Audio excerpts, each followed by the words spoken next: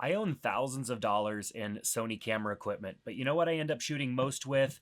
This, the iPhone 17 Pro Max, because it's always with me. Here's how you get pro level photos out of your iPhone. Why does this matter? Well, as a professional photographer, it's easy for me to think that I'm only going to get great images if I have professional gear with me. But being the best steward of the things that I have, using what's with me and not giving into excess means using what's already in my hands. The saying is true, the best camera is the one that you have with you. Now, if you're often upgrading to the latest iPhone, but still a little bit frustrated with the quality of images that you're getting, this video is going to be super useful. First, we're going to take a look at the camera app settings that I use to make sure that my camera is set up the way that I want it. Go into your settings app, and from the search bar at the bottom, type in camera. You'll see that the camera settings are going to show up right here. And we have a whole list of camera settings and options available to us. Our first setting is camera control. If you have either an iPhone 16 Pro, Pro Max, or any of the iPhone 17s, you have the camera control button on the side of the phone. I have it set just simply to launch the camera. A single click takes a picture, requires screen on. All these are default essentially. And what that allows me to do is just easily get to the camera without having to swipe or open an app or anything like that. I just press the button on the side of the phone, it opens up the camera, I'm ready to go, and I can take pictures from there. Now, there's a newer feature to the iPhone called photographic styles, and there's lots of filters that can be automatically applied to your images. I don't use any of these. I just leave it set to standard, and I don't want anything applied to my images because I'm going to do all of my editing in an app, and I'll show you that later on in the video. Now, when it comes to recording video with my iPhone, I have it set to 4K 60 frames per second. Now, I used to use 4K at 30 frames per second, but I found that I would want to slow down the footage a little bit, and if it was captured in 30 frames per second, there just simply wasn't enough frames to slow things down. Now, it's not often that I'm shooting footage on my iPhone that I would want to have like more of a cinematic look. You can shoot at 4K 24 frames per second, which is the cinematic frame rate of 24 frames, but it goes all the way up to 4K 120. I will shoot 4K 120 if I'm going to record a bit of action and I want to slow things down. Of course, there's the slow-mo feature in the iPhone camera app that allows you to shoot slow-mo, but depending on how you have those settings, it could be a lower resolution. I'll talk about that here in a second. So for the last two versions of the iPhone, I've been setting it to 4K 60 instead of 4K 30, and I just like having that more sharper looking footage, especially when I'm using the video for social media. The 60 frames per second just seems to fit better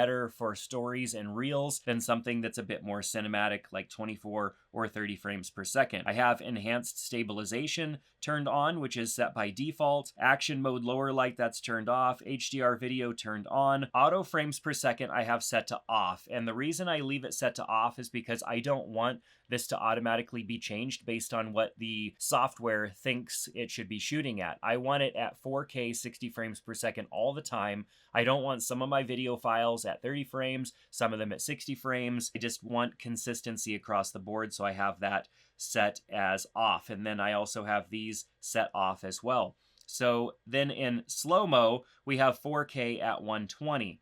I have it set to 4K at 120 because if I want to go into that slow motion mode, I want to make sure that I'm getting the highest resolution footage and the highest frame rate as possible. Of course, if I want to go even slower slow motion, I can go down to 1080, which is lower resolution, and set it to 240 frames per second. But most of the time, I'm going to want that 4K 120 frames per second. Now, as far as audio goes, I have it set to spatial. I've played around with some of these different audio settings, and I found that spatial is just fine. Most of the time, if I'm going to be shooting video that I want to use in some other sort of project, I'm not going to use the audio that came off of the phone in the first place. But if I'm using the audio off of the phone, spatial is good because it's picking up maybe me behind the camera. If I'm filming or recording one of my kids or something that's going on, the microphones are also picking up what's in front of the camera. And so that spatial audio just fits better than having it set basically to stereo or mono. And then I live in Montana where it can often be windy, and so I have wind noise reduction automatically applied when shooting video. Now let's look under formats. This is going to be for both photo and video. I have high efficiency set for the capture option. Most of the time, and I'll talk about this a little bit later in the video, I'm going to be shooting DNG raw images. And these images are the highest quality that you can get out of the camera. And that is so that I can edit these images. But when I'm shooting photos that I know that I'm not going to be editing, for example, a couple weeks ago, I shot a whole bunch of images of this property and we just needed them for documentation purposes. I didn't need massive file sizes. I just needed good images and I wanted small file sizes. And so high efficiency is a great option for that. I have photo mode set to 24 megapixels. We have Pro RAW and resolution control set to on. And then for the Pro RAW format, we have 3 different options here. And so the most compatible JPEG that you're going to get is just the standard JPEG, but pretty much anything these days is going to open a JPEG XL file just fine. And I have it set to lossy because I want a little bit of compression added to that. And I've looked and tried to compare these 2 versions by looking at photos that I took side by side. And I haven't really been able to tell the difference between the compression levels here, but the file size is substantially smaller. So JPEG XL Lossy is a great Pro RAW format to have applied there. And then for video capture, I have Apple ProRes turned on, and then I'm also shooting all of my video in ProRes encoding log, not HDR. Now, the difference between log and HDR is going to be the profile that's applied when you're shooting video on your phone. Now, most of the time, the video that I'm capturing, I'm going to be putting into another project, and I might even be using it with footage from a drone, an action camera, or even one of my Sony cameras. And so if I shoot in log, then I'm getting a flat camera profile that I can use to match to other cameras more easily. If I'm not going to be doing that, then I'll come in here and switch log back to HDR. So it's something to consider if you're going to be shooting footage on your phone and matching that to other cameras. Shooting in log is a great option. But if you're not, and you're primarily just going to be shooting on your iPhone and you want footage that's more ready to post without doing any color work or any editing,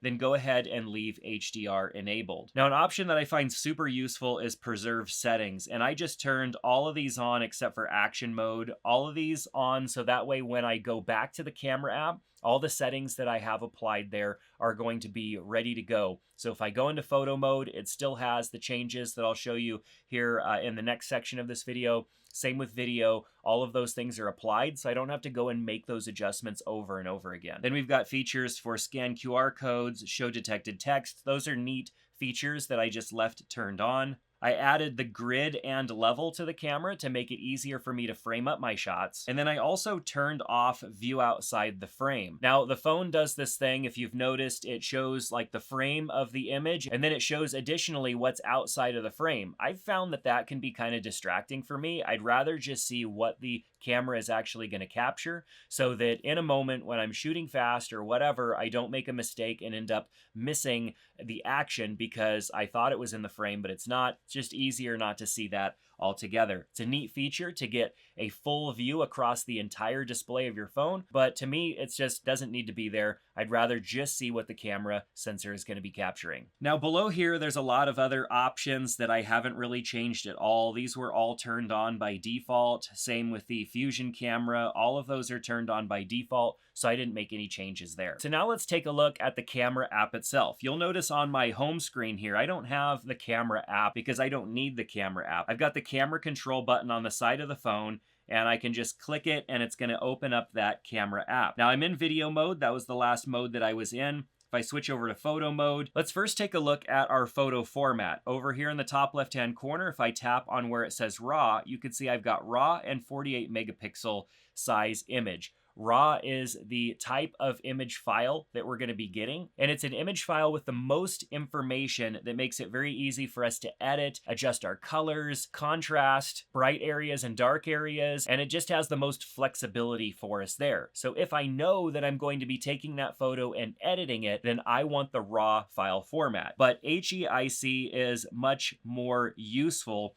as far as something that could just be used right out of the gate. Like if I take a photo with RAW enabled and then I want to send that to somebody in an email, they're probably not going to be able to open up that image file because it's not going to open unless they have software that will open up that RAW file. But I can, of course, convert it. That's something that can be easily done, but it's much easier and more efficient just to use the HEIC option. And so with that option, That is a file format that is more widely accepted. It's also a compressed image that has a much smaller file size, and because of that, I can send those in email. I can send more of those images in an email or a text message to somebody without having to worry about whether or not they're going to be able to open that file. And so I will use that option when I know I'm not going to be editing images. And of course, after I edit a raw image and save it, it will be saved as a file type that is much more acceptable and useful across different platforms. So for now, I'm just going to go ahead and leave raw and 48 megapixels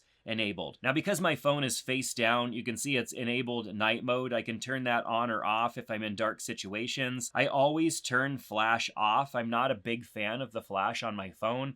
I would rather try to find light in another way. I know that the flash is better than not having anything at all, and it's certainly gotten better, but you just don't get that many good images out of using the flash on the iPhone unless it's the absolute only way that you can get light. To be honest, I would rather have some sort of a flashlight that I can hold at a different angle and shine light on somebody from a different angle than having the flash blow at somebody from the same direction as the camera itself. That creates harsh lighting, especially on people, and overall it just isn't very flattering of light to begin with, so I often leave that turned off. I can turn on or off live photos, and so a live photo records just a little bit of video. I tend to have that turned off because I don't need that little bit of video. If I want to shoot some video, I'll go ahead and shoot that, and then I can tap here to get access to all of those options, including the timer and exposure compensation, which I'll talk about here in a second. And when you're shooting up close to something, you get this little icon here, which is for macro. And I found that sometimes the macro option doesn't really do that great. Essentially, all it's doing is changing how it focuses on the subject that's in front of you. The iPhone doesn't have a macro lens, and so it's kind of a fake macro mode.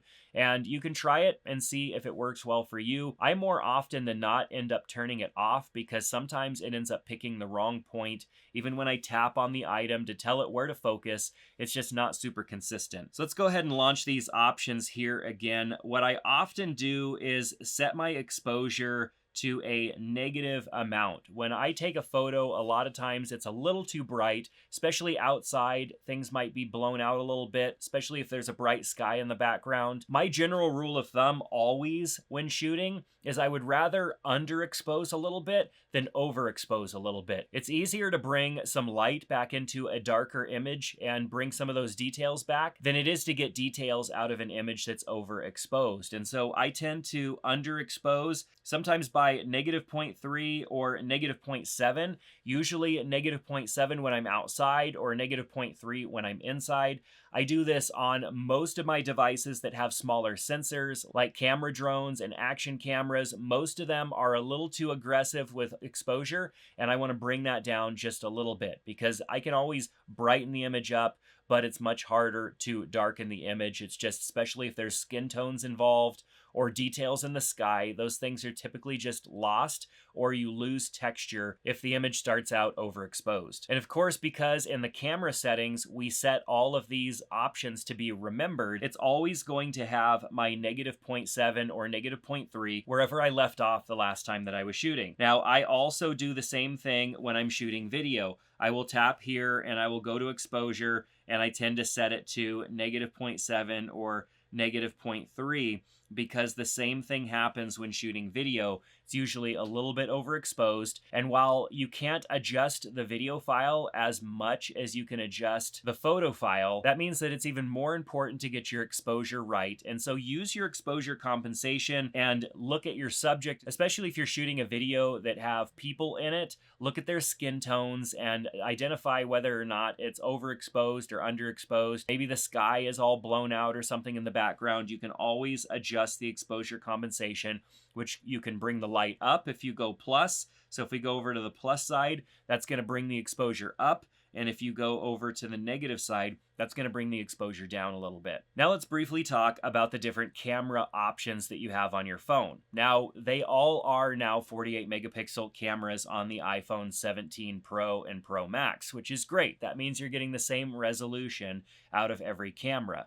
But I found that just because they're all the same resolution now doesn't necessarily mean that you're going to get the same quality out of all of them. The standard wide camera, which is the 1X, is still the best quality. If we go to 0.5 and we go for that wide angle. That 0.5, while creating stunning images, also still just is not as sharp as the 1x camera. And of course, as we zoom in and use our telephoto option, we are also getting a little bit of effect there. It's just not as sharp as the 1x. And so I try to use the 1x whenever possible, but of course there are plenty of options where you either need to get a wider shot or you need to zoom in to get the shot in the first place. So I tend to use those other cameras when I absolutely need to and try my best to use the 1x, even if that means moving myself a little bit closer or moving myself back a little bit so that I can use the best camera that the phone has. Now, since Apple brought raw image capture to the iPhone, I've been editing my iPhone images in Adobe Lightroom. Now, I've been using Lightroom for ages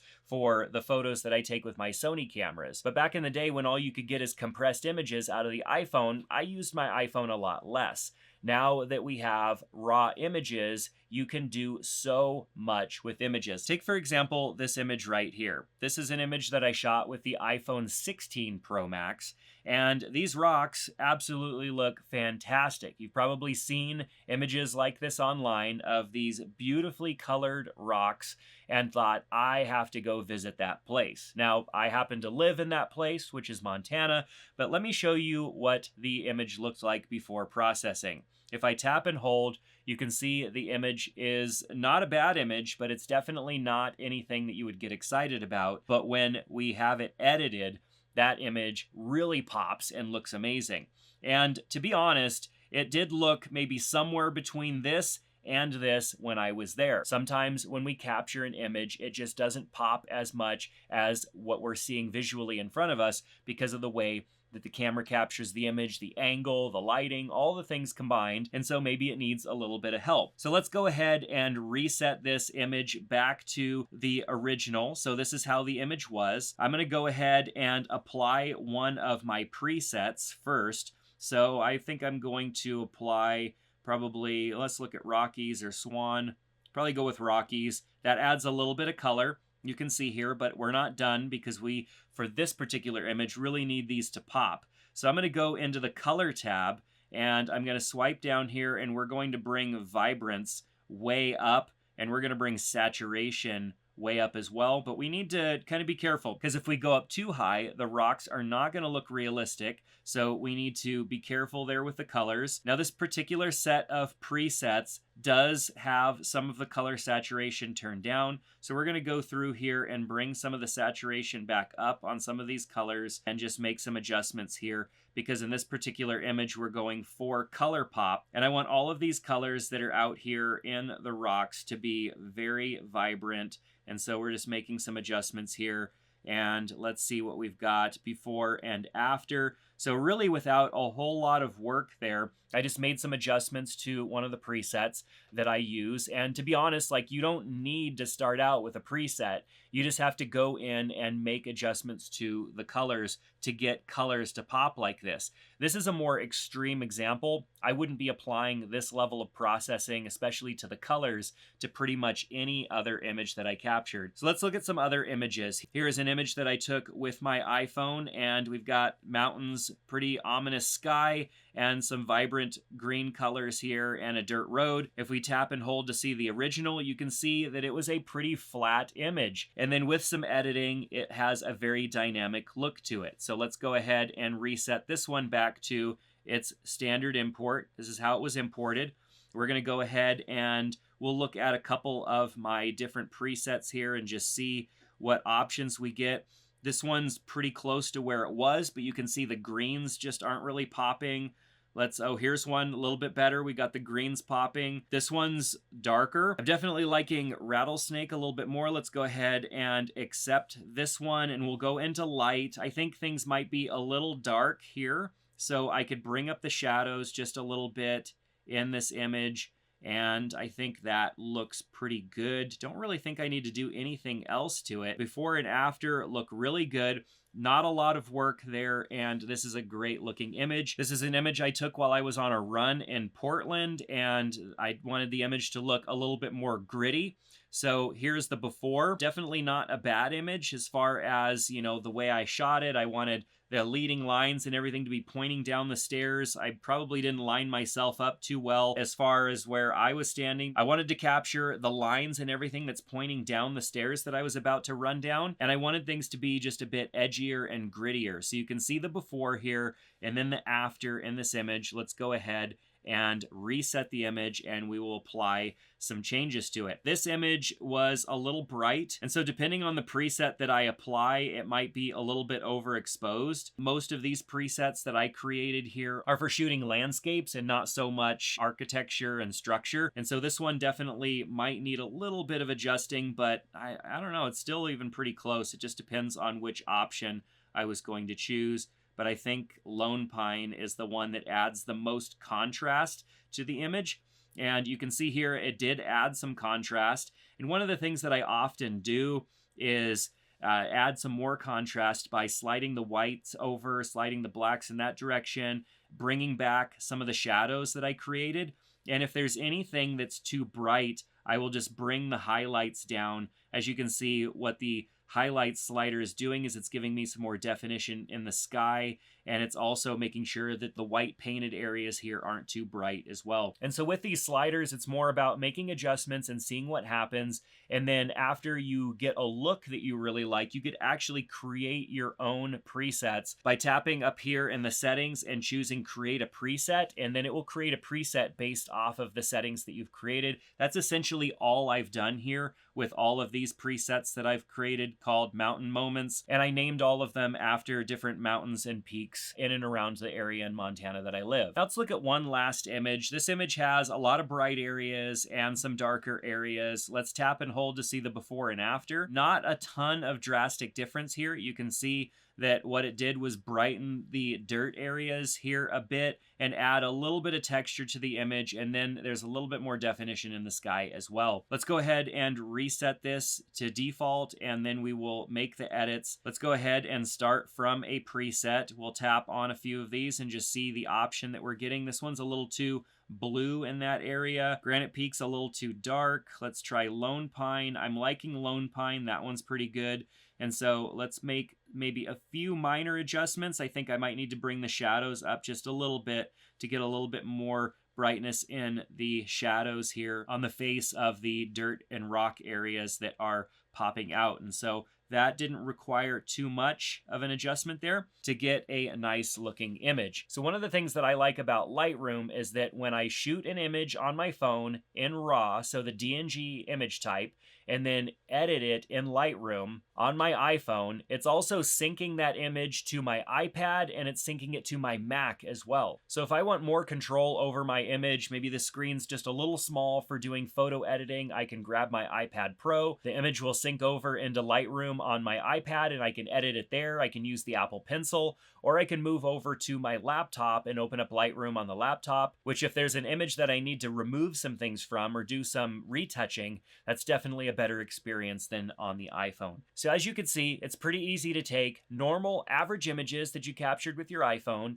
edit them in Adobe Lightroom to give them a unique look that also adds more depth, more color and contrast, and your result are images that look different, and most people don't even think they were taken with an iPhone in the first place. So the deeper why behind all of this is to use the tools that you already have with you. You have an iPhone, use it to its potential by utilizing the decent cameras that the phone comes with and good software so that you can edit and make your photos stick out and create your own unique look for the images that you're sharing. I hope that you found this video useful. Let me know what you think down in the comment section below. Before you go, give the video a thumbs up and click that subscribe button. We'll see you back in another one. Take care.